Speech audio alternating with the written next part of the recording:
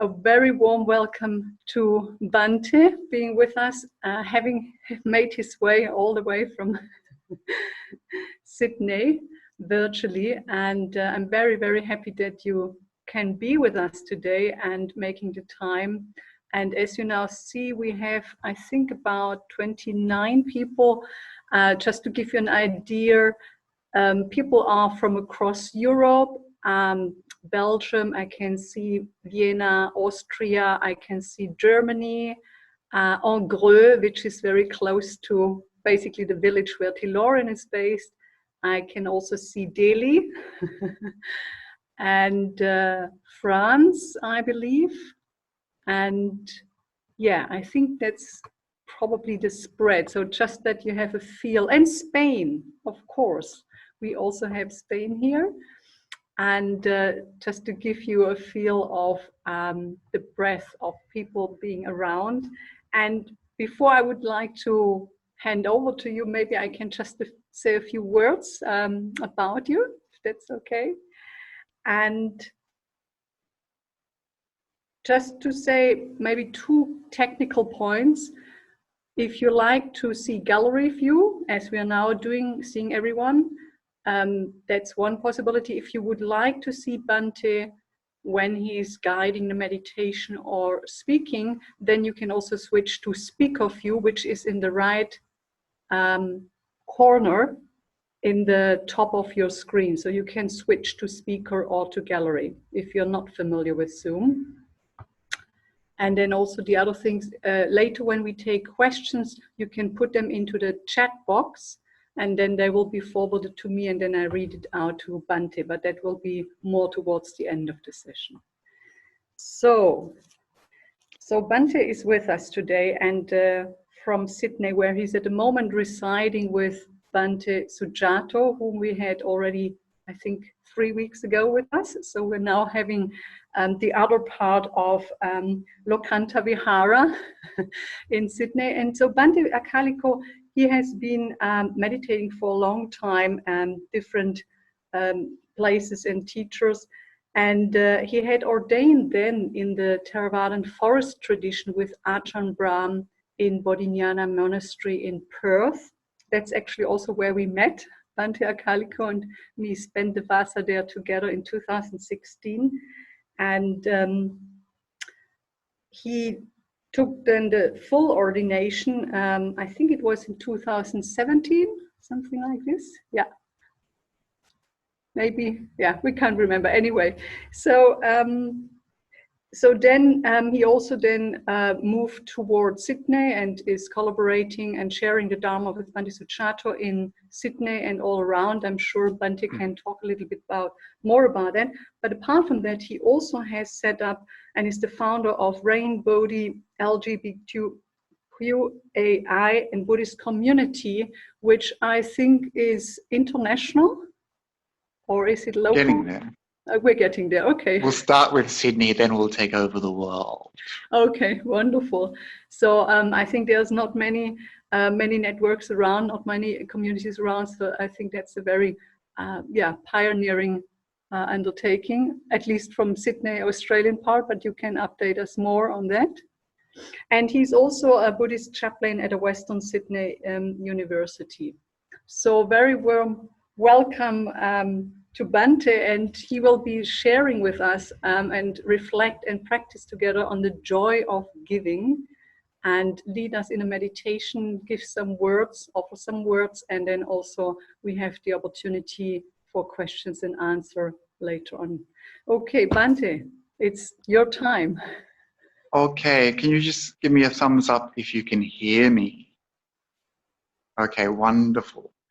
So thank you very, very much for inviting me to come and be with you today. I'm thrilled to hear that there's so many people from all over Europe, and that is a really amazing coming together of like-minded people. And it's very impressive when you hear about people meeting up however they can to enjoy the Dhamma and share the Dhamma and to practice together.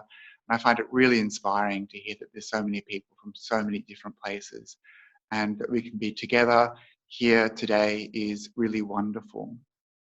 Firstly, I'd like to apologize that I only speak English, so please forgive me for that. And I wish I could speak to you in your native tongue. And if there's any words that I use that you don't understand, please let me know, because sometimes it's important. And the third thing I'd like to say is, yeah, welcome. Welcome to my place, the monastery at the end of the world. So as Venerable said, I'm here with Bhante Sujato, who I think you've already met. So we spend a lot of time teaching the Dhamma to various communities, and also lately doing a lot of stuff online. So it's been quite good to learn some new tricks, I suppose. I'm still not very comfortable talking to an empty room, so it's nice to see some faces. So yeah, today I wanted to talk about generosity. And I wonder if you already know that this is a really important part of the Buddhist path. Sometimes I think that, especially in the West, when we come to Buddhism or when we come to a spiritual tradition, we're usually coming at the point of meditation. That's our first introduction to Buddhism. We hear about a meditation center, and so we kind of start the path at that point. But it's interesting to reflect that this isn't how the Buddha used to teach his gradual instruction of Buddhism. He always started out with generosity. Generosity was the first thing he'd do when he talked to people he'd never met before.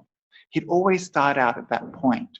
And I myself, when I speak to a new group like you today, or to any new groups that I encounter, I'll always start by talking about generosity. It's such an important part of the path. It's such an important beginning point of the path, but it's greatly underrated, especially in the Western Buddhist tradition. I think sometimes we look at things like giving, or even things like offering incense or giving to the monks and nuns communities, that this is something that is kind of low down the scale on spiritual practice.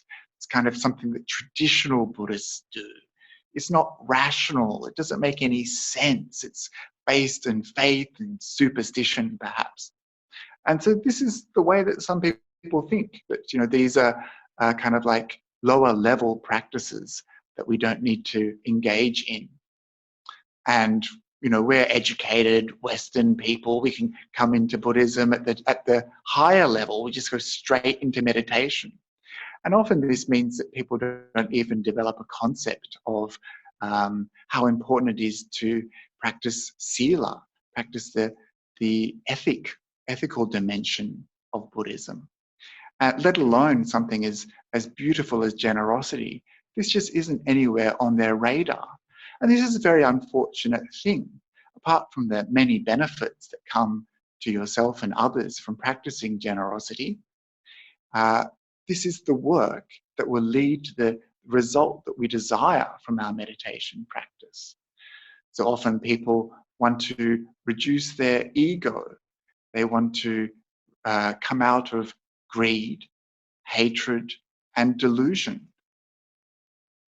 And this is something you can achieve through meditation, but meditation is often just a very small part of our day, a very small part of our week. Maybe only half an hour a week we manage in meditation. If we really want to come out of greed, hatred, and delusion, it should come up somewhere in our life. It should be visible outside of our meditation practice, off the cushion. And if you think about something like generosity, we're coming out of greed. When we practice generosity, we give. We're not thinking about ourselves. We're thinking about others. We're letting go. We're giving. We're not grasping and holding on. So already when we practice generosity, we're starting to remove greed from our mind. And when we practice giving, we are coming out of hatred. Don't give things to people if you hate them, do you? You can't give with a mind full of hate. Mind of generosity is beautiful and freeing from hate. It's about practicing a kind of love, a compassion, preempting someone else's need, or attempting to delight them with a gift. So already we're coming out of hatred. And this, of course, is also coming out of delusion. Why? Because the Buddha said that there is meaning in giving. There is meaning in sacrifice. And this is one part of a definition that he gives about right view, that there is meaning in sacrifice, that there is meaning in giving and generosity. So if we practice in this way, we're already developing right view. We're straightening our mind in line with the Dhamma. And so you can see when we look at it this way, just how profound the act of giving can be. And this is why it's such an important part of the Buddhist path. And this is why when you go to the monastery, you see people giving. When you go to a retreat center, you see people giving not only money for the accommodation and the food, but offering service by cleaning, cooking, doing all those things. And it's a wonderful opportunity for us to benefit ourselves, but also others. The Buddha said, if we knew as he does, as he did, the power of generosity, we would never ever eat without first having shared. And if we did that, this stain of miserliness, this means a selfish person, miserliness, a stingy person, this stinginess, this selfishness, this miserliness would not taint our mind, would not stain our mind. But because we don't understand, as he did, the power of generosity, this selfishness takes root in our hearts. So this is something that's very important to me as a monk. So you probably know that monks and nuns, we don't have any money, we can't go shopping for our own things, we have to rely entirely on the generosity of others for everything that we need. So this includes most especially food. Food is something that is essential every day. Also things like robes, the accommodation that you see here, razor blades, shaving cream, everything that I have is offered by other people freely. And the Sangha becomes this kind of like target for other people's generosity. They understand that we have nothing, and so they want to help. And often this is a way that people start to develop on the spiritual path, by making this connection between the need of others and the benefit it brings. And also that it's a spiritual practice. So this practice is something that we need for our society to function really well, this idea of giving. And that's why the monks and nuns are often these targets for people to kind of learn how to give to someone that they're not invested in, not a member of their family, not a friend, not someone they're trying to get favor with, but a complete stranger. Often we never talk, we may never see them again. But for me, I really remember these people and celebrate their generosity. You may have seen the monks and nuns give the anumodana, give the blessing at the time of the meal. It's not really a blessing. It's a remembrance, a recollection of the kindness of the donor. We're not giving a blessing as such. We're reminding you of your generosity, because it's such a beautiful thing when people are generous. It's so wonderful. And so it's something that we rejoice in and celebrate together. So it's something important to remember if you're at a temple or if you're at a retreat, that when the monks and nuns are chanting like that, they're not giving you something, they're reminding you of what you've given already. And the real blessing, of course, is that you have been a generous person, a kind person. This is the real blessing. It's not something that has to come from the Sangha. It's something that you have already got inside your heart. So why is this important, this remembering? Because this is one of the practices that the Buddha taught for meditation. This is called cāgānussati. This is the practice that we're going to do today. Cāgānussati. Cāgā means giving, liberality, generosity. Anussati means to remember again. And so we have this beautiful idea that we can recollect our generosity as a meditation practice. The reason for this is when we practice in this way, our mind connects with a beautiful part of ourself, our generous nature, our kindness. And just remembering this is enough to lift the mind into a state of joy. This is called pamuja. Pamuja means joy in Pali. Once there's this joy in the mind, that very quickly deepens and becomes rapture, piti. Maybe you've heard this term before. It's like that thrill that goes through the body, a rush of good feeling, tingling on your skin, hair raising, a really nice, pleasant rush of physical sensations and mental sensations. This is piti. So you have that remembrance of your generosity, and then you get the joy in the mind. After the joy comes the piti, this good feeling. When you've had that sensation of piti, then often the mind and the body really relax and become very comfortable, tranquil. The body becomes very tranquil. You start to feel really good. After that comes the sukha, the bliss, pleasure of meditation. And it's this bliss, this pleasure, that draws the mind deeper and deeper into stillness, and this is samadhi.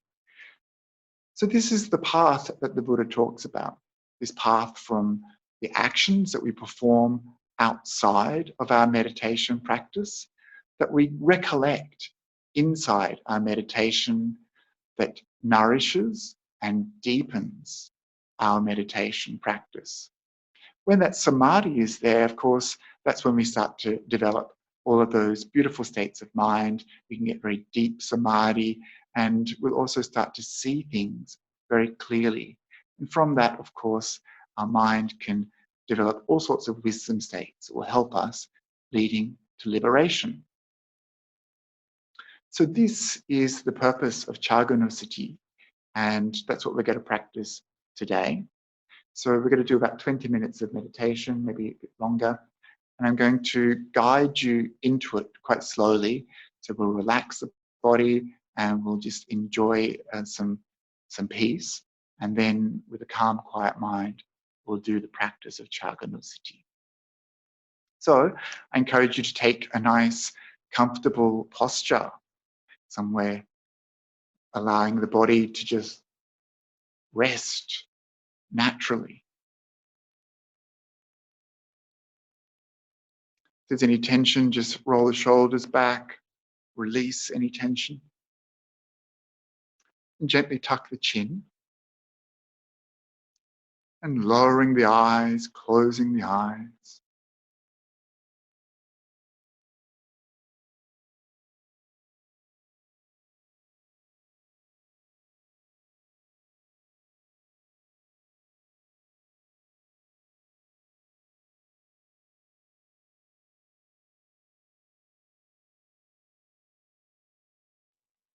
And we begin by letting go.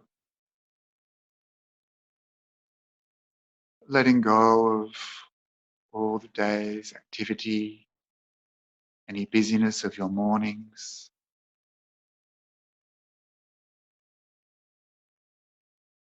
Letting go of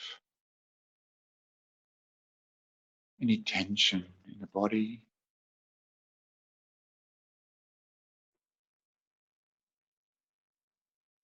And letting go of planning, of grasping towards the future.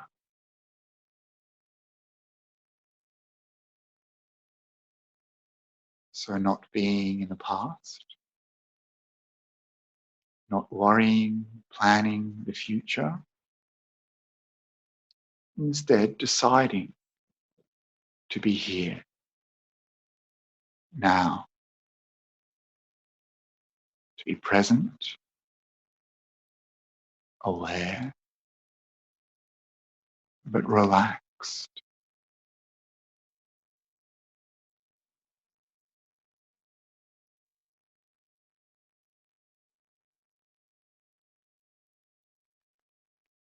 And so we take this time to relax the body.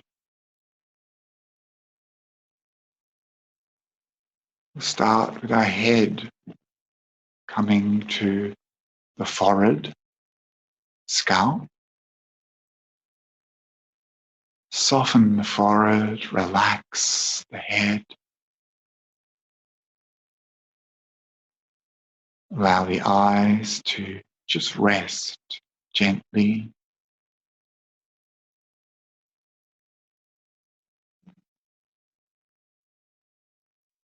Letting go of any tension or tightness in your jaw.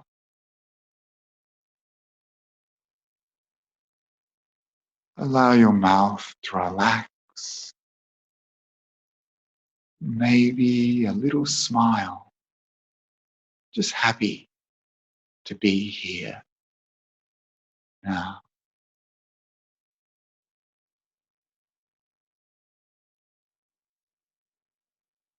Then relaxing, moving down the neck.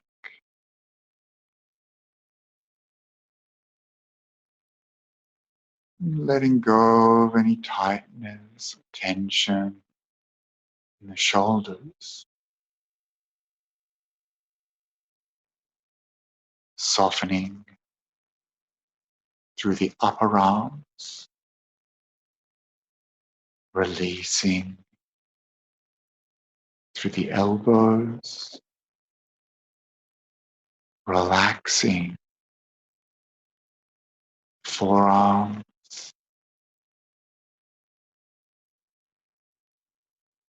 Relaxing the wrists. And softening the palms. Releasing the backs of the hands. And any tightness, any tension, draining away through the fingertips.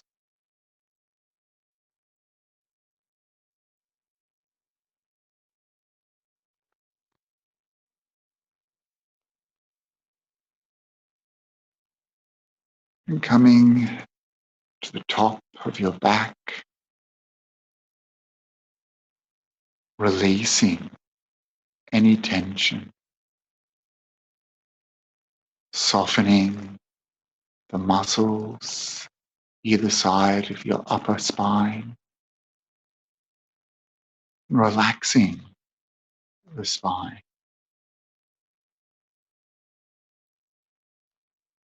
And moving down to the middle back, softening the muscles, relaxing the spine.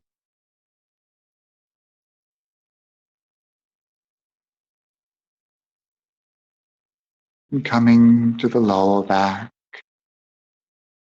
relaxing, softening.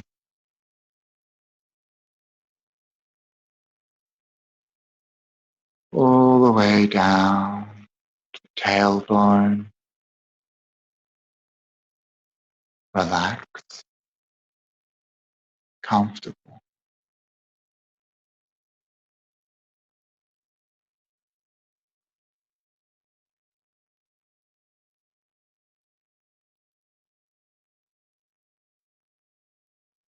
And now we come to the front of the body, of the upper chest, and here relaxing, softening all the bones, all the muscles, even the lungs, even the heart, softening.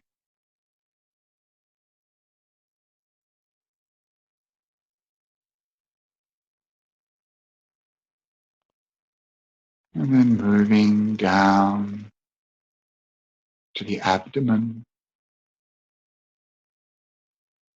releasing deep inside all the internal organs.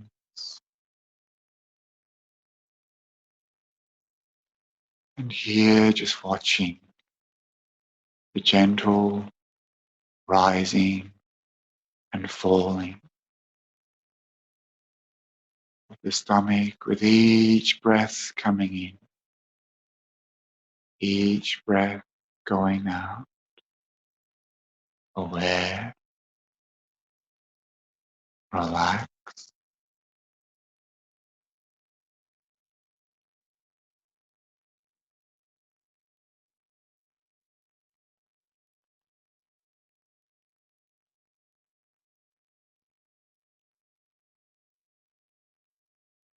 We keep drawing that relaxation down through the hips, releasing the thighs,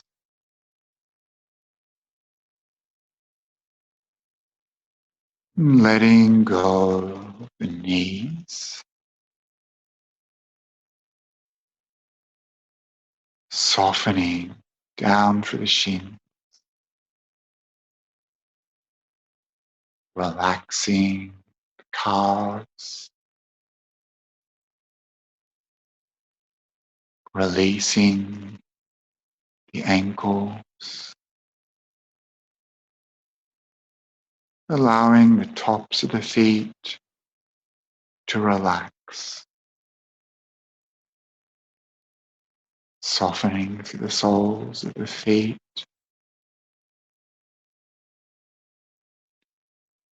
and any tension, any tightness drains away through the toes.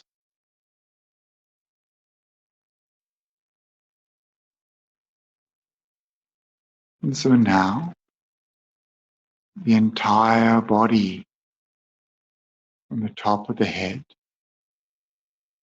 all the way down to the tips of the toes, is feeling relaxed and comfortable. And you notice how good it feels, how pleasant it is to have a relaxed body.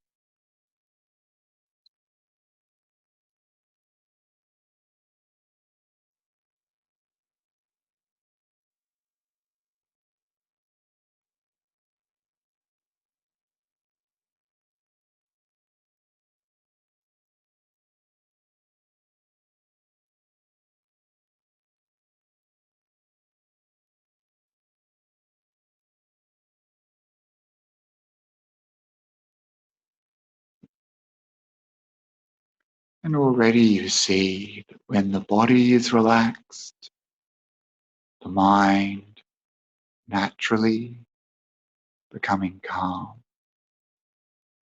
naturally becoming peaceful.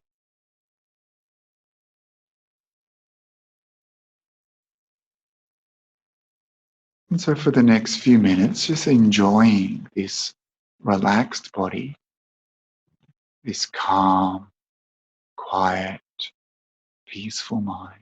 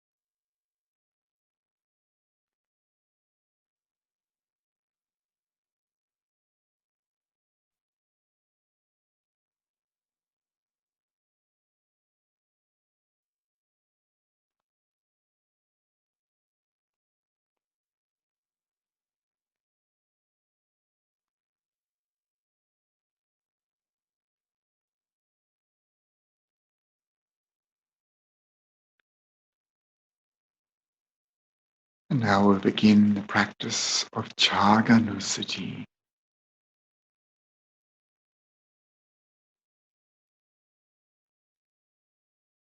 You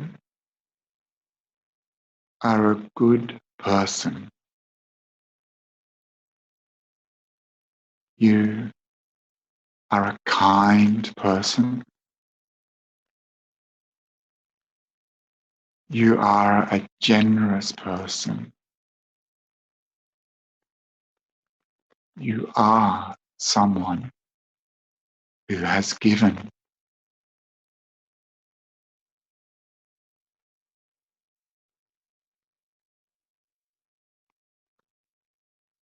Every day, in many ways, you have given. Maybe you gave a birthday present. Maybe you cooked a meal for a friend.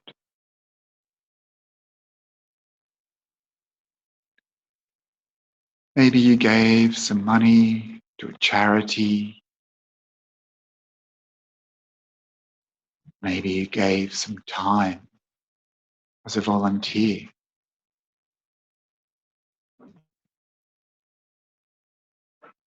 Or maybe you gave someone a compliment, a few kind words.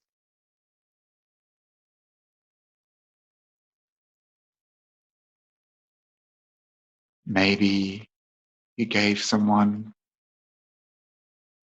an opportunity to speak and you listened, gave them the gift of being heard.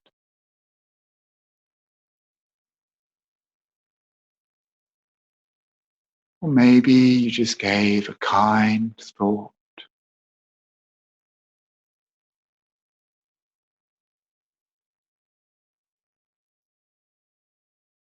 Thinking now about a time that you gave, remembering it, seeing it clearly.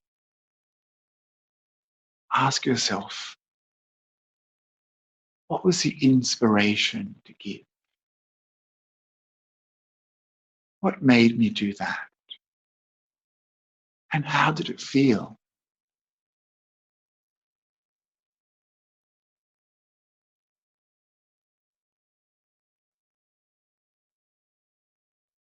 And then seeing clearly in your mind the moment you gave. How did that feel?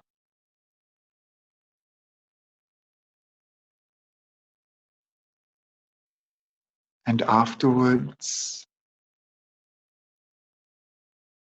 were you satisfied? Were you happy to have given?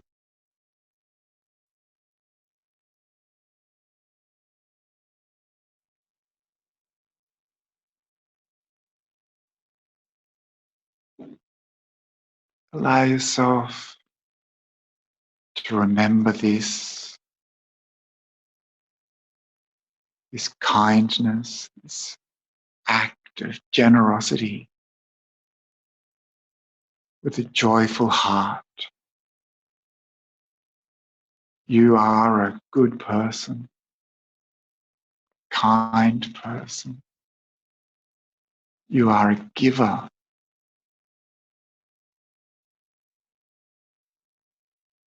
Allow yourself to feel joy,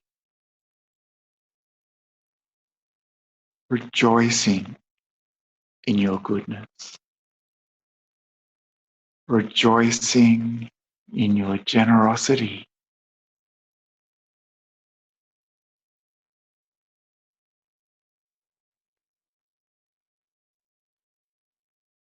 And see if you can feel this joy in the mind, in your heart. This feeling of goodness, this feeling of recognizing your own goodness. seeing the goodness of generosity.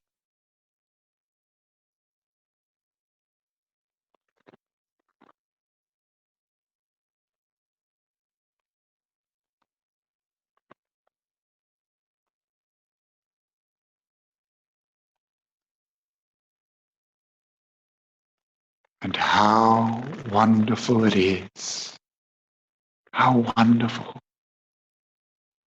in this world full of greed, selfishness, stingy, miserly people.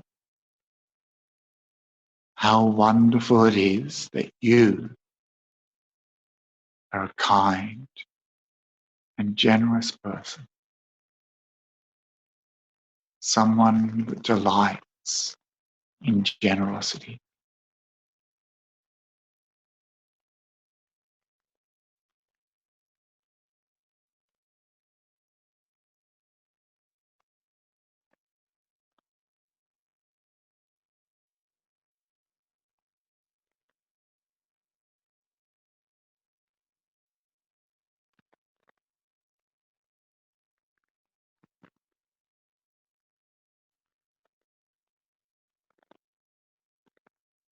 When we practice giving, we are straightening our mind in line with the Dhamma, coming out of greed, hatred, and delusion.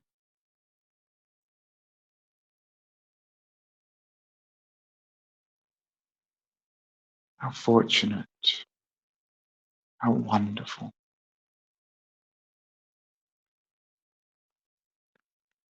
Something to celebrate, something to rejoice in.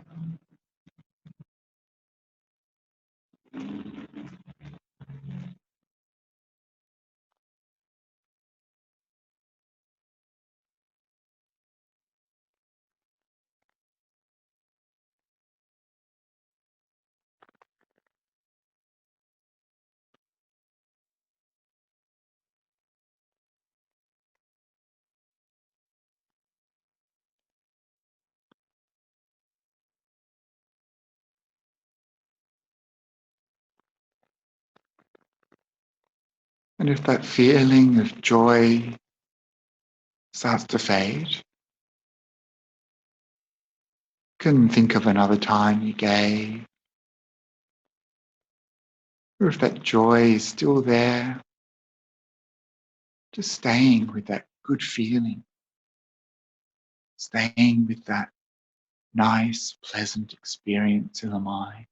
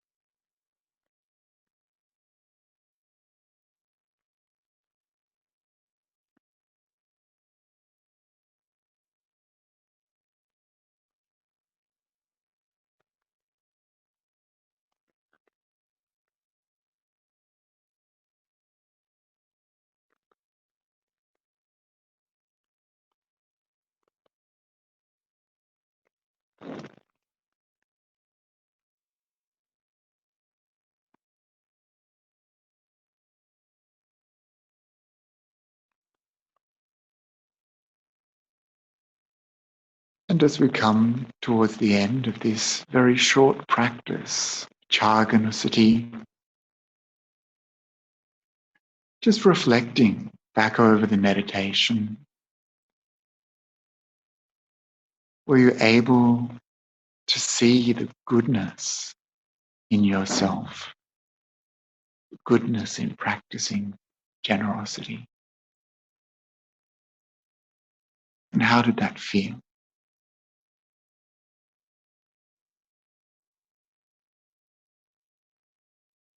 Did it spark some joy in the mind?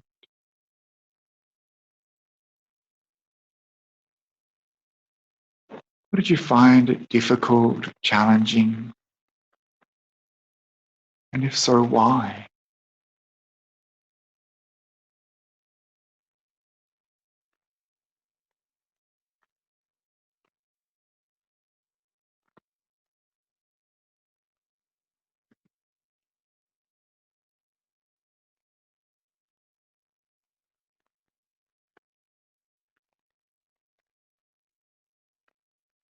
And now we can dedicate any goodness that comes from our practice to all living beings, thinking, may all beings have what they need. May all beings be safe. May all beings be well. And may all beings experience freedom, liberation, that is nirvana.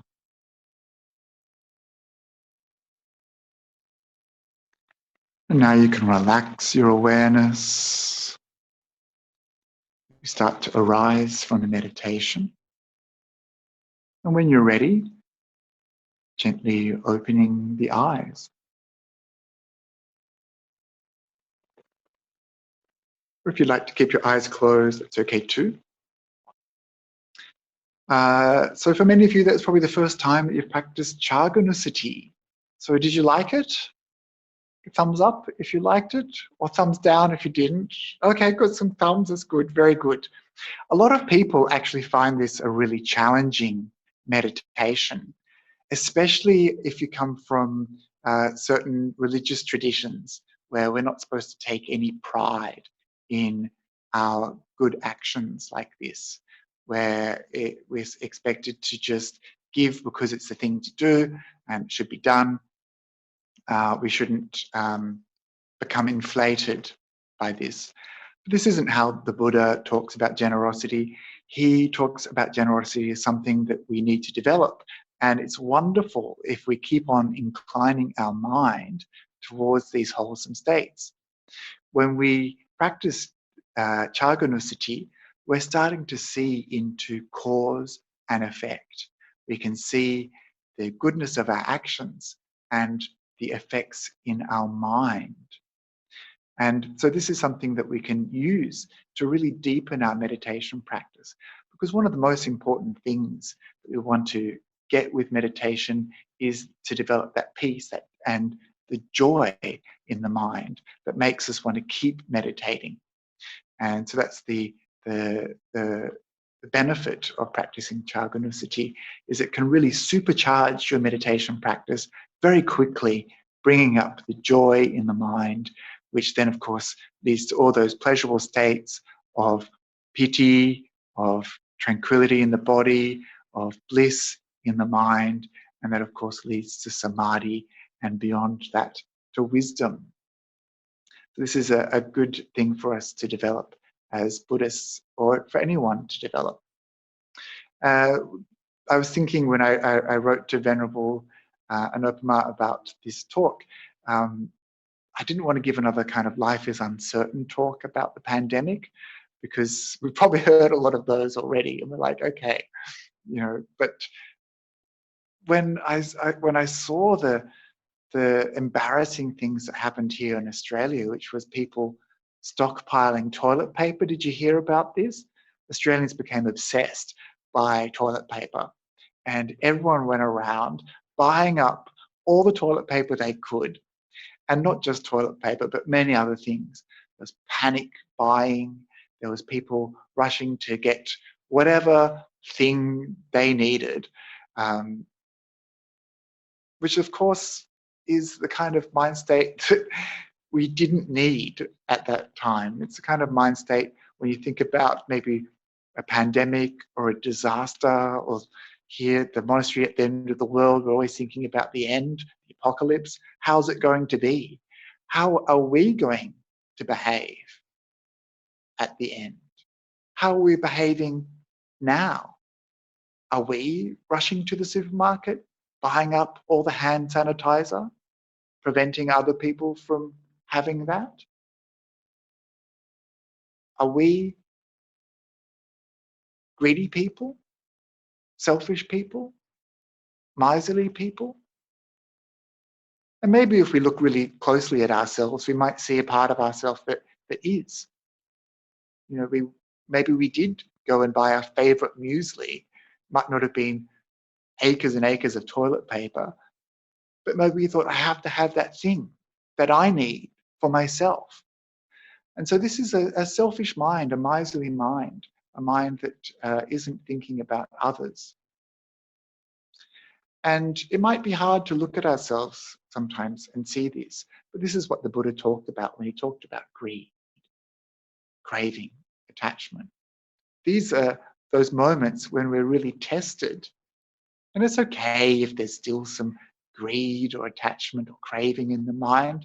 What we're working towards is letting it go. And that's why the practice of generosity is so important. There's many benefits to practicing generosity. The first thing is that when we're in a good mood, we're more inclined to give.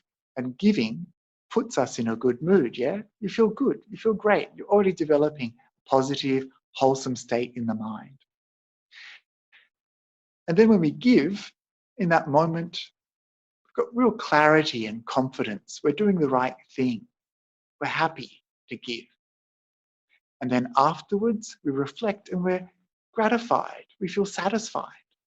And this is something that I see in myself. If we have any spare food left over from my morning alms food, which is of course given, offered generously by kind donors, the first thing I think about is the pigeons on the balcony here.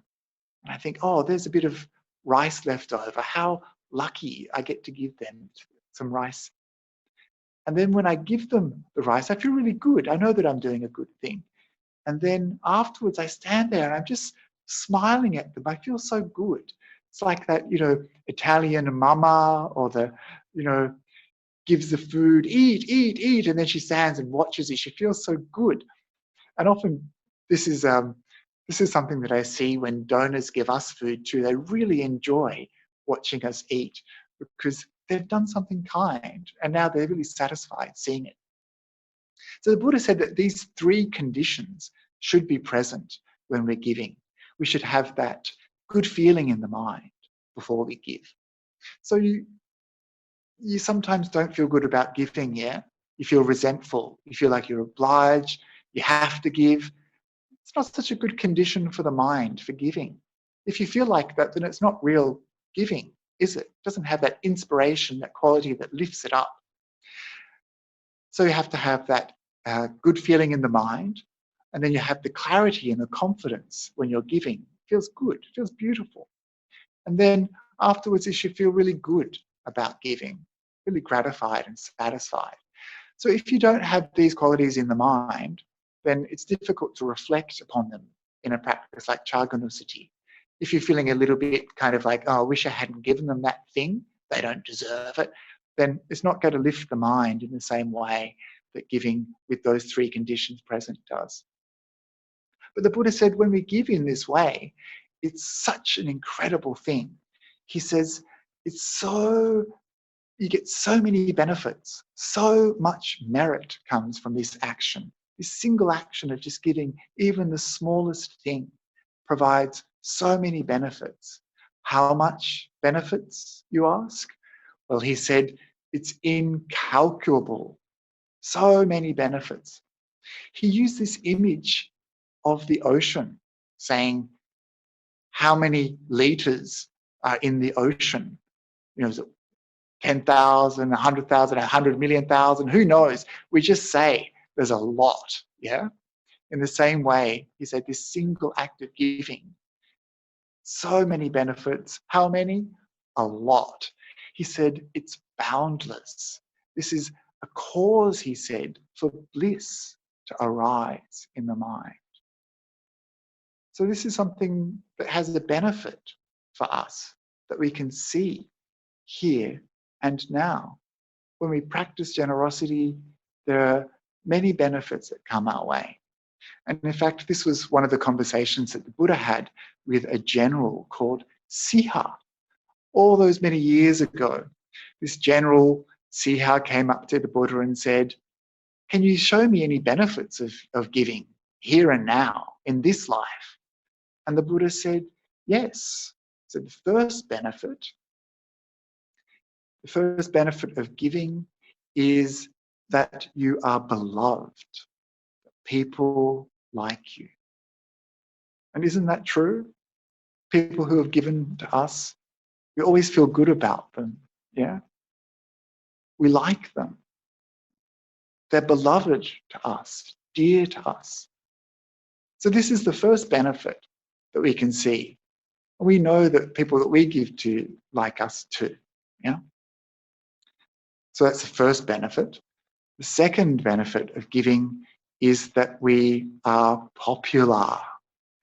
When we give, people like us. They want to hang out with us. They want to be with us. And I mean, maybe you've experienced this yourself. You've been hanging around people who are really kind and generous and open-hearted. They feel good to be around. You want to be with them. But people who are miserly and stingy, I mean, you don't go out for a cup of tea with them. You always know you have to pay.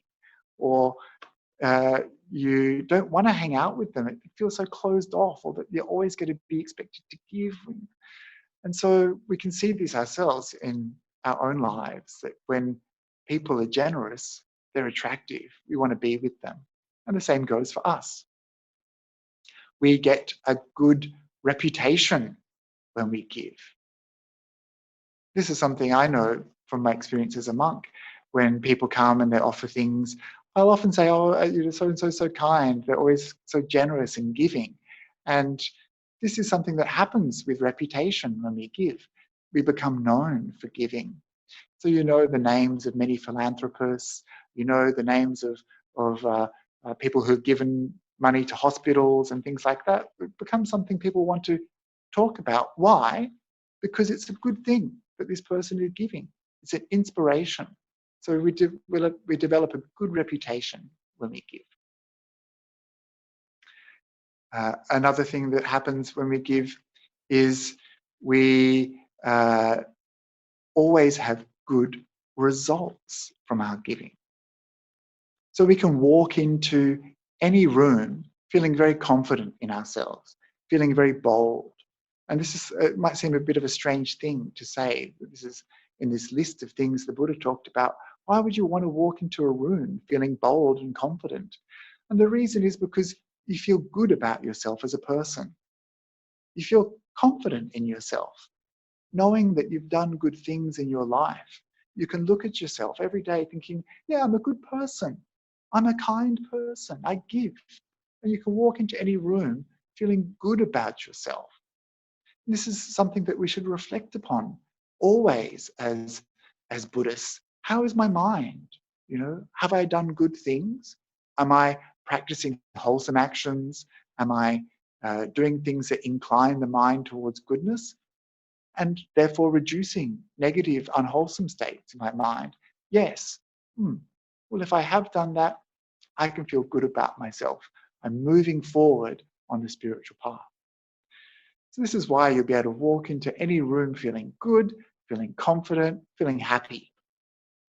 And the fifth thing the Buddha said to this general Siha is that your good giving will always result in a good destination, good results in this life and good results in future lives. So he said, those who give will go to heavenly realms. So this is something that the Buddha often talked about, this idea that these acts of generosity lead to these kind of heavenly realms. And this is something that maybe is difficult for us to understand or believe in, But even if we aren't so sure, just as the General Ziha himself didn't know for sure that in the future he would have a good rebirth, he said, well, those first four things were that you are, I've already forgotten the first one, that you are popular. Popular was the second one. Anyway, those four things mean that you can experience them in this life. But he said, Lord Buddha, I'll have to take you on your word about the fifth one. So the same thing with us all here today. We can see those first four things, and then that last one perhaps is something we have to trust. But when you think about the benefit to others of giving, it seems that if we don't practice generosity in our lives, in our society, that we're just inclining the mind towards unwholesome states, unhelpful states, states which won't produce any goodness for us or any goodness for others. And I really like that image that the Buddha used of the ocean. He often talks in a way about generosity, linking it to water, which I find really interesting. There's quite a few suttas actually where he talks about generosity and links it to this image of water. So there's a sutta I want to share with you before I start to open up to questions, because I don't want to run out of time, which is the simile of a rain cloud. And so the Buddha says there's three types of people in this world. Three types of people. The first type of person, he says, is like a rain cloud. What kind of rain cloud? A cloud that doesn't rain. So this is someone who is stingy, who's miserly, who only thinks about themselves, who only cares for themselves. So this is someone who doesn't give, someone who doesn't practice generosity.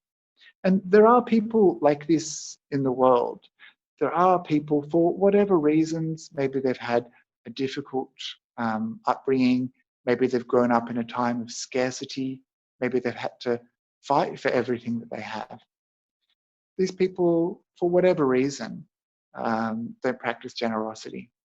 So we know that there are people in this world like this. And sometimes that's us. Sometimes we don't give. We don't want to give. We don't want to share. We don't want to be kind. We don't want to be generous.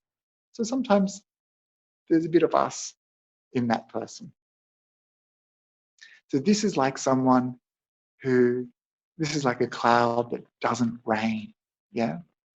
Doesn't give anyone any water, any benefit. And he says the second type of person in this world can be compared to a rain cloud. And that's the kind of person, the kind of cloud that rains locally, that only rains on people that they know, people that they care about, people that they have an investment in. And if we are really serious looking at ourselves, this is probably us most of the time. We give to people we know, we give to people we like, we give to causes that matter to us. And so the giving is in relation to us, really. We kind of get a benefit ourselves from that. We get some benefit from those people who are around us, who know that we care about them. We get some benefit thinking that we're a kind of person who supports this kind of charity and we're better than those other people. There's some sort of investment that we have, some sort of attachment that we have in this form of giving. And so this is like a cloud that just rains locally.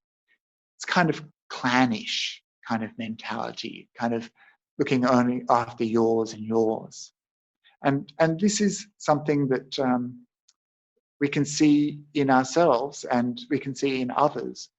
When people are buying in panic, stockpiling food for themselves and their family, they're thinking about themselves and their family, but only thinking about themselves and their family.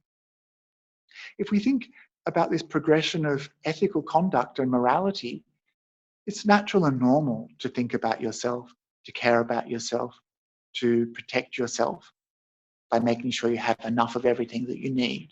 It's natural, it's normal. But it takes a bit more to care about other people, even your family, yeah? Your extended family and your friends. We move from ourselves to others. It takes a lot more to get to that stage where we care about others who we don't know, who we don't have an investment in. So most of us, when we practice, we're practicing like this cloud that rains locally. But it's great. At least we're practicing generosity, yeah? At least we're practicing to come out of greed, to come out of stinginess and miserliness. We're practicing something good. So we can be proud of that. We can be happy with that. The third type of person, third type of cloud, is like a cloud that rains everywhere. And this cloud comes, big, voluminous clouds, dark, heavy, pregnant with rain. And this rain falls all across the fields, falls on everything, everywhere, without discrimination. When it rains like this, everything gets saturated. And the Buddha uses this beautiful image of the water filling up the little rivulets, little streams, nourishing the crops. This image of water is beautiful because this image is one of abundance, of fertility even. When it rains like that, the fields become saturated and the crops can grow. It's a very beautiful image that the Buddha uses. When we give broadly to everyone, everyone can benefit, yeah? If the rain is just held tightly by itself, then the field couldn't grow, the crops couldn't grow. And sometimes in my head, I continue this analogy, thinking, yes, the rivers start to fill up, the streams, the rivers, and all of this water goes towards the ocean. This is a common image the Buddha uses also in the Suttas, this idea of everything tending towards the ocean. And it's inexorable. It just happens. It's what happens with rivers. They all lead to the ocean, yeah? And then this ocean, of course, is where the water gets sucked up by the atmosphere, turning into clouds. And then it's that rain that comes back over the land. And so we have this cycle of giving. So you might even think of the practice of cāgānussati as that kind of cycle somehow. We're recollecting our generosity, recollecting our giving, and this is that cycle going around. We practice generosity, we feel good, we want to do it again and again and again. We start to see the power of generosity in the mind. So that's a short, very short talk about generosity. We've got about 10 or 12 minutes for questions, if anyone has a question. And I'll just finish by saying that the Buddha always said that the gift of Dhamma is the highest gift, foremost gift. And so I offer that gift to you today, hoping that it may be of some benefit to you in your life and your practice.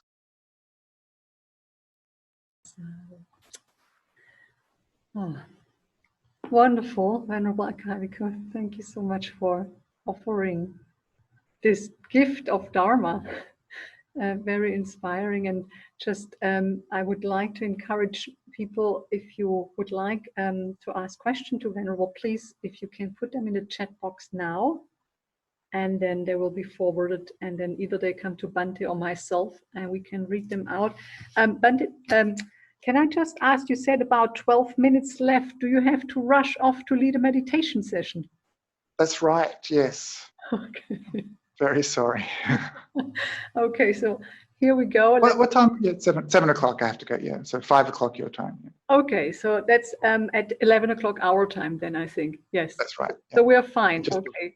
So we have a little bit more time. So I think there is a question here, and I read it out to you, Venerable. Is that okay?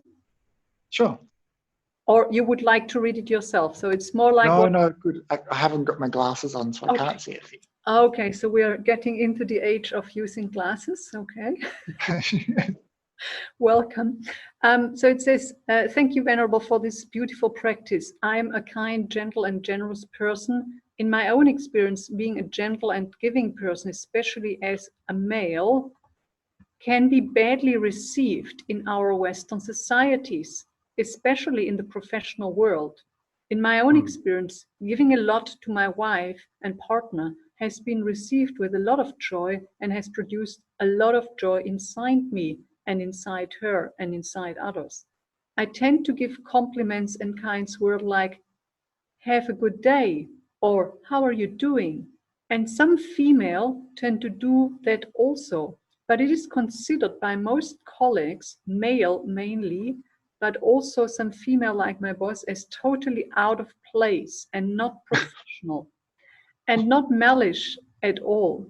Some people even think that it comes out of an interested mind. Hopefully for me, in Buddhist communities, this kind heart is honored in the metta community in which I belong and by some friends.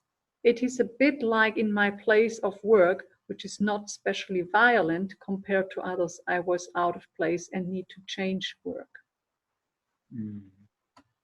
Yeah, it's a real shame, isn't it, that being kind and generous and loving and supportive could be a little bit weird and a little bit odd. It's a big shame, because what you're describing sounds to me like the perfect world. And you can imagine just how different our world would be if we all practiced like that, if we were all kind and gentle and generous. And all the problems that we have in the world, of course, come from selfishness, self-interest, from greed, from holding on to things, from preventing other people from having things as well. So even it's a real shame, actually, that this is the situation you describe of, feeling like you're an oddball. I think you're a model, role model for others. And one thing that I've learned on the Buddhist path is that giving is contagious. It's something that we like to mimic, but often we need to see it modeled first. And when we go for alms round, that means when we walk the streets with our bowls, as you may have seen some monks and nuns do, we rely entirely upon the kindness of others. And sometimes we'll be standing there with our bowls, and someone will put something into our bowl, and people will see. And it's like this inspiration comes into their mind, like, oh, I can do that. And they go and they get some food, and they put it into our bowl. And they're so happy. And it's like they needed someone to show them that. They needed someone to model that. And I think that we can often use giving and generosity in really beautiful ways. One of my friends who's a monk, whenever he'd have a bad interaction with someone in the monastery, it happens from time to time, he would, even if he had bad thoughts in his head about this person, or they're just giving him a bit of a problem in his heart, he would give them something, a gift, because it changed the way his mind worked. Once you start to give, you feel good. You don't feel bad. You don't want to hurt people. You don't want to harm them. And so he would often give people presents, which made me, when he gave something to me, I'd always thought, what have I done? But also I know that in workplaces, I often recommend to people, if they've got a toxic environment, which is basically what you described in a way, this kind of toxic masculinity is the environment we all live in. So if you've got a toxic environment, like a workplace, sometimes I recommend baking a cake and giving them to your enemies, you know? So instead of seeing you as a problem person or a difficult person, they start to associate you as the person who brings cake. And so that's quite a shift. And small acts of generosity like that can radically change the dynamic nature of your relationships. So that's something to consider too. But I admire you and I praise you and I rejoice in your generosity. And I thank you for being an example in this world. So here's another question. Thank you for the blissful talk. I would like to ask how we should practice generosity to homeless people who come to us on the street asking for money, and how to practice sharing to people who are unkind to us. And may I know the sutta with General Siha earlier? Yes, it's in the Anguttara 5s. I think it's 5 point, I want to say 6.5, but 5.34. I'm not so good on the numbers, but it's called, if you just look through the, I'll get back to you. I'll get back to you, yeah. There's so many suttas.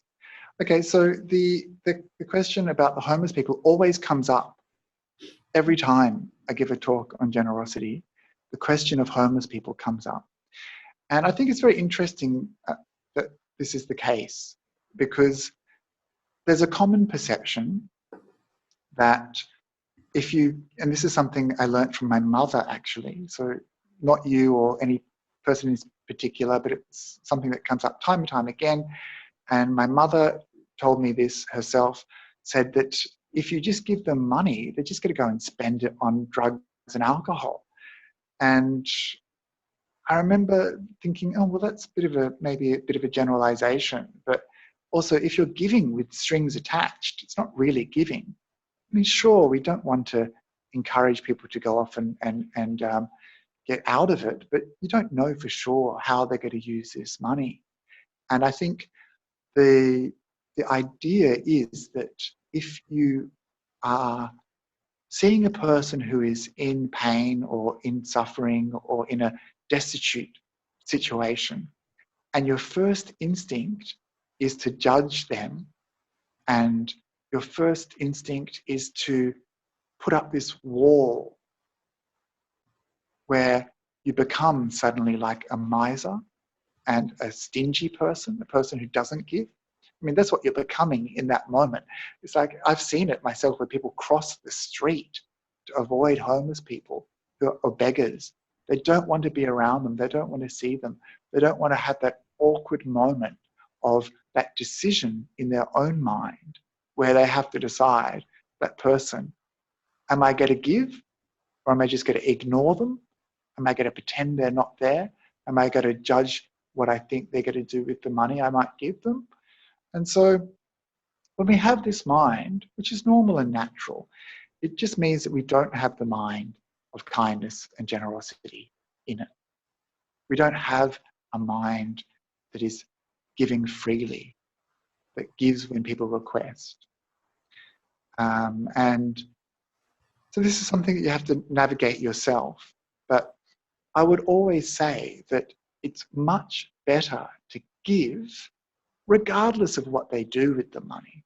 It's much better to have a mind that is generous and kind, and much better to have that than to have a mind that is selfish and greedy, miserly, and judgmental. So that's kind of like a choice you can make. But also remember that it's not like you're going to be giving $100 million to like the World Health Organization or something. It's not like there's going to be huge consequences to your gift. Maybe you're giving €1, €2. So what? What does it cost you really to give that? If you've got it, how wonderful that you can give. But if you're holding really tightly onto that and creating, I guess sometimes what I see is many, many layers of excuses about giving, then I think that's more of a problem. So having said that, if you're really not comfortable giving money, then give food, give drinks. You know, it's possible to give material benefits. Give a blanket, give some shoes, give something that you can kind of feel happy giving, that you're inspired to give. And if you can't give that, then at least give a kindly word. Good morning, how are you? You know, if you can't give that, then at least give a kindly thought. May this being be free from suffering. So we have these choices in our mind. And if that first instinct is for this wall to come up, that doesn't see it, is self-interested, that doesn't want to be kind and generous, then I think that's a problem. But if we can somehow use our mind, inclining it towards wholesome states, then that's really good. And then, of course, also on top of that, advocating for better homeless shelters and all of those other things that help, giving to those services that feed and shelter the homeless is also really good.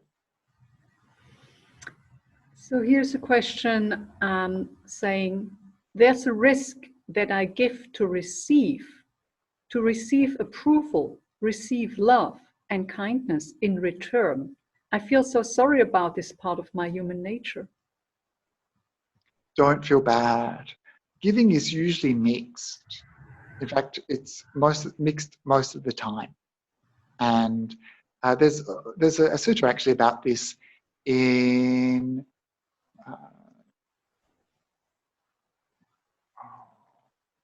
so many sutras where the Buddha talks about, I think it's in the sevens, actually, in the sevens, where the Buddha talks about this mixed giving. And there's so many different motivations for giving. You might give because your parents gave and it's a family tradition that you give. You might give because you see, oh, that person has told me it's good to give, so I just give. Like, people have told me it's a good thing to do. You might give because you want something back. You feel like, you know, they'll pay you back somehow. And these are all steps that kind of go up and up. And at the very end, the Buddha talked about things like people wanting to get good results. Like, you give thinking, oh, I'll get a good result in the future life. The Buddha's talked about this, so that's why I'm giving. I want to give because then I'll go to heaven. You know, this is something that happened to the Buddha too. And the last one he says, though, is that people, the best form of giving is that we give just because it's a beautiful ornament for our mind, a beautiful ornament and a requisite for enlightenment. So giving, the Buddha says, is the path of enlightenment. You know, everything leads to a letting go and giving on this path that goes towards enlightenment. And that's an ornament for our mind. So this is how he says we should give. But he says all of those other reasons for giving are fine. And of course, they're all much better than having greed, hatred, and delusion in the mind. So just be aware of that tendency when you're giving. And one way you can get over that tendency of being invested in the result of your generosity is to practice more to people you have no relationship with. Practice to a charity. I used to do things like ask my friends, oh, what's your favorite charity? And they'd tell me, and I'd use that as my generosity. So you could do things like that, or give to random people, do random acts of kindness that brighten the world, and to strangers, you know, leaving something on your neighbor's doorstep, or leaving a book in the park, or something beautiful like that. So many opportunities, you know, to be kind to strangers, and that way we can start to get over this sense that it's about us somehow. Just related to that, I think you already answered to kind of part of the next question, and might be the last question, just interlinking. But I just read it out anyway because it's relating. It says, in Anguttara Nikaya 749, the Buddha mentioned highest intention and thought while giving as, but with the thought, This is an ornament for the mind, a support for the mind. On the breakup of the body after death, he reappears in the company of Brahma's retinue. Then, having exhausted that action, that power, that status, that sovereignty, he is a non-returner. He does not come back to this world. Yes, so it's pretty cool, hey, and thank you for giving the reference as well. Yeah. And related to that,